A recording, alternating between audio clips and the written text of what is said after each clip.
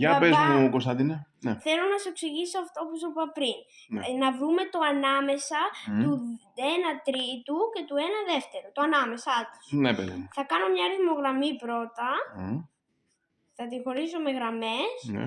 Και θα γράψω το 1 τρίτο και το 1 δεύτερο. Ναι. Και η κυρία μας είπε ότι πρέπει σε αυτή τη στιγμή να βρούμε το ελάχιστο κοινό πολλαπλάσιο. Του 3 και του 2. Μάλιστα. Που είναι το 6. Οπα. Ναι. Ωραία. Το 2 θα το πολλαπλασιάσω για να μου βγει 6 με το 3. Και ο αριθμητής το ίδιο θα το κάνω. Και το 3 για να μου βγει 6 με το 2 και ο αριθμητής το ίδιο.